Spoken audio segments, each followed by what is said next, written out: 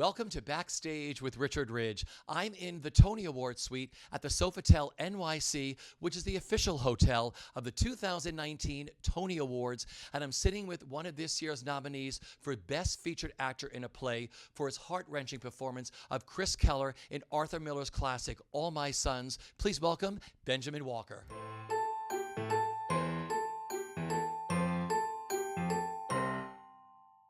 Well, first of all, thank you so much for sitting with me today. Thanks for having me. Well, of course, you are mesmerizing in All My Sons. Thank you. Which I think I have told you before.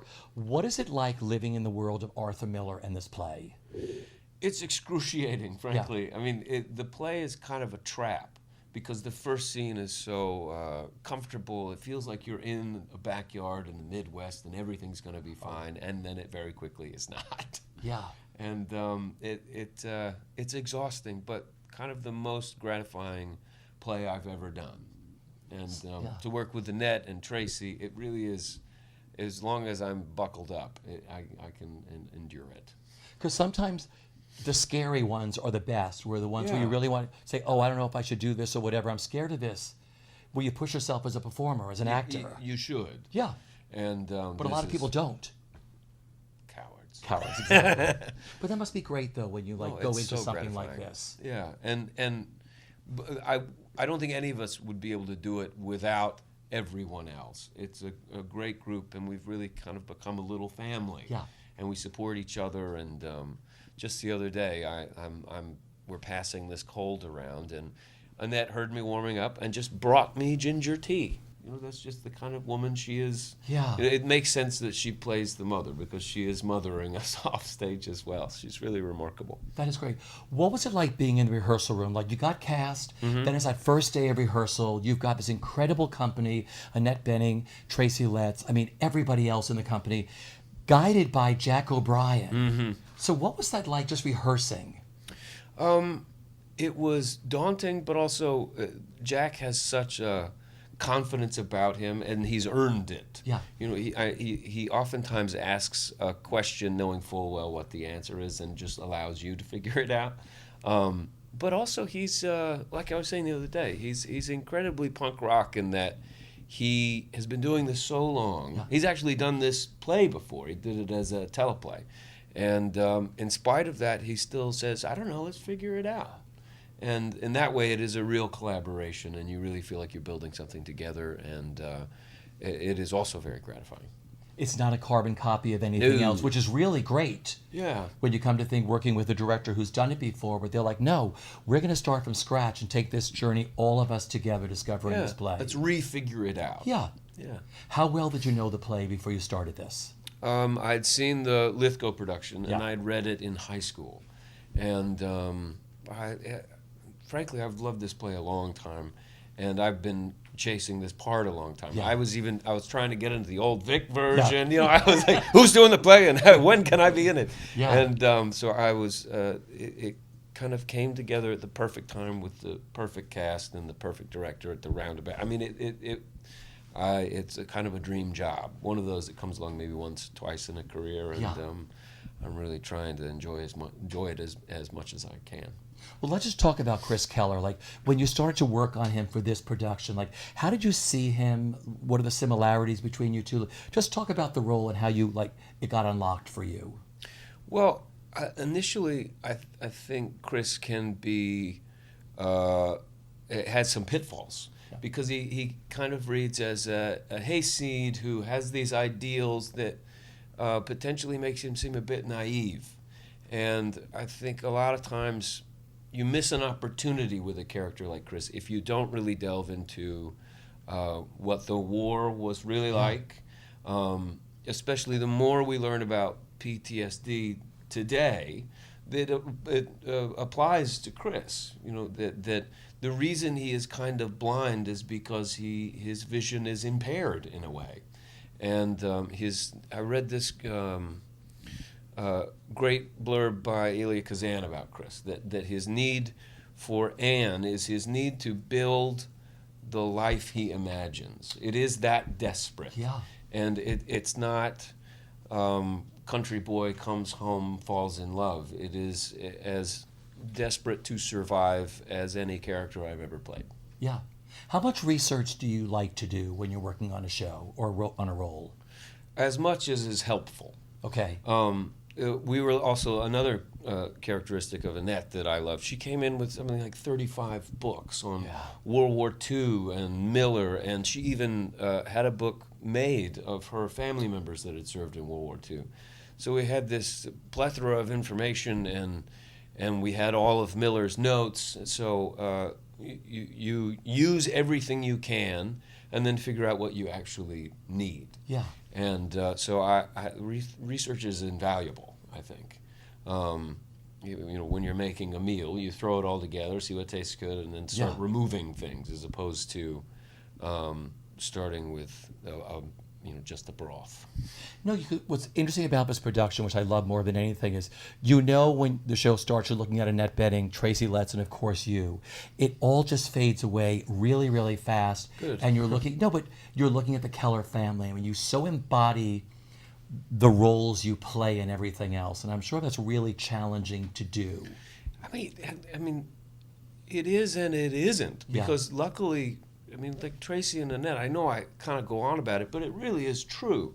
You can be thinking about what you had for lunch. Yeah. And when Annette comes on and she's dealing with the denial of the mourning of the grief of her son, you're not thinking about your salad anymore. I mean, it really is wild. It is a wild experience. It kind of removes you from your own body in a way. And I think with another group of actors, that probably would not be the case. Yeah. And also, one thing that Jack was incredibly smart with is that it's messy.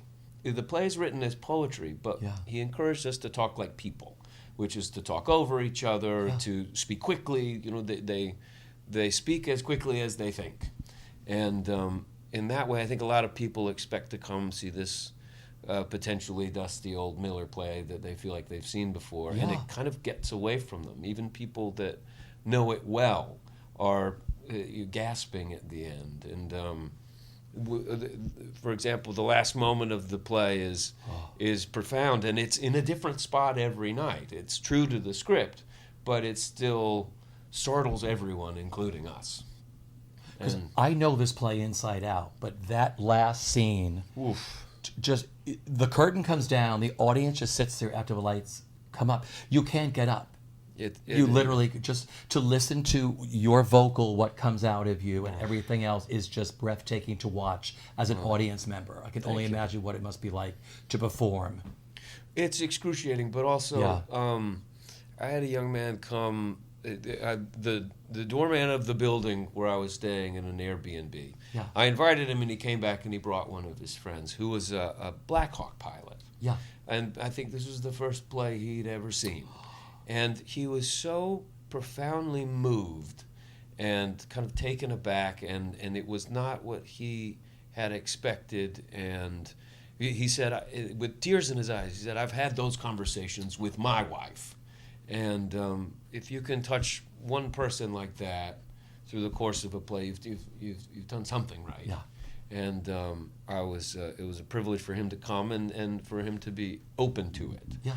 And that's a testament to Miller. I mean, 1947, and he had the guts, after coming out of kind of the most righteous war that has ever existed on the planet, to then take a step back and in that high of after the war, re-examine it. Yeah. Takes a real intellect and a bravery that leads us to be asking the same questions that the play posed in 1947. Because that's my next question.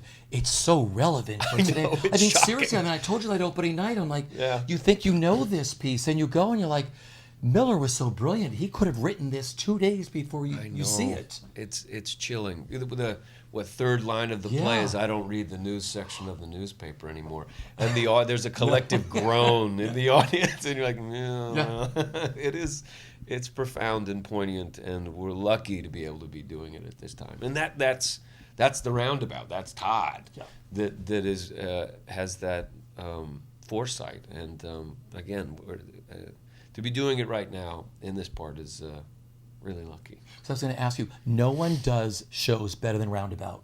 I think so. Hands down. I mean, think so. the teams they put together. I mean, the look of this show. I mean, everything, like you said, you walk out there, you're living. It's I'd there love to from live the on that grass. set, right? I know. Right, wouldn't? I mean, the clothes, the lighting, everything about that show. I mean, what have you enjoyed the most about working at Roundabout?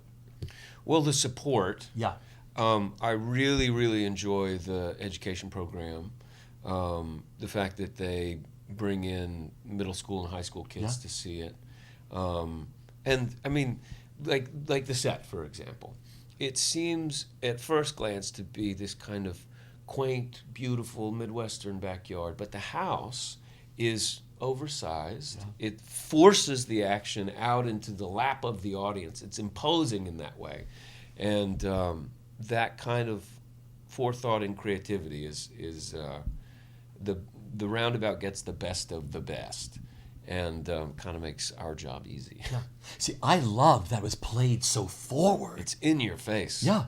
And we feel it as well. It does feel like a kind of collective experience. Those moments where you kind of turn out to the audience and they're right there. It's really a pleasure. You know, we lose you sometimes for film. Sometimes. But you always come back. You have to. Tell me why. Well, in television in particular now is starting to tell some really exciting stories. But plays like this Yeah. can really only exist in theater. And with everything that, with social media and the internet, there's something I feel like we're losing, which is this is a collective experience that we're having now, and it will never happen again. It might happen tomorrow night, but it won't be the same. And we, as a group of people coming together to tell the story and to share it with an audience, that's a one-of-a-kind human experience. And I love it. I think it's important. And the people that are still willing to support the theater and go see plays and see musicals, they are what keep the arts in America going. You know, theater is also life-changing because people may be coming to this show, and I know they have, because they know you from film and everything Sure. else, other things you've done. Yeah. But they're going, oh, I'll see this play because Benjamin Walker's in it. Yeah. And it's going to change them forever. Even What- if it yeah. makes them think another Yeah. couple of seconds, it's been a success. And that's another thing that plays do, is that Yeah. you get an opportunity to see actors that maybe you know in another context do something you've never seen, telling a story that you hadn't imagined. Yeah. Finally, if you could sum up the best part of the experience, it's a big question, of working on All My Sons, what's it been for you, or what is it for you? You've heard me tell this story, but it really is one of the pivotal moments for me. We were doing a talkback with the Roundabout education program, and this young man asked a question at the talkback. I think he was maybe 13 or 14. And he said, Chris, the guy who played Chris, what were you feeling at the end of the play? And I said, well, it's probably more interesting to know what you were feeling. And he said, well, I don't have a father, so I don't understand that, but I have a really good teacher, and he's right over there. And the fact that the Roundabout supports that teacher, and that teacher valued theater and this story enough to bring a bunch of teenagers, that like those little moments, or not that when my friends see it, it's not as profound, but that someone who wouldn't necessarily be here and wouldn't necessarily respond does, is a testament to the Roundabout, to this cast, to Jack O'Brien, to Arthur Miller, and to American theater today. It's alive and well. And there's a whole new generation of fans and creators and artists on their way up. And it moves me, and it's a privilege to be part of it, even if it's in a small way. Yeah. It's a big way. Well, thank you. But we're so lucky to be able to do this for a living. Yeah. And then to have support, and then on top of that, for people to kind of celebrate your work in some way, is there's kind of nothing better. Yeah. I'm incredibly lucky. Well, I thank you for dropping by here today. My And I pleasure. thank you for continuing making magic 8 times a week is Well, what thank you do, my friend. And thanks for supporting us and being interested and asking astute questions. And Oh. like, you're a fixture of American theater, and it's guys like you that keep us going. So thanks. Oh, I love that.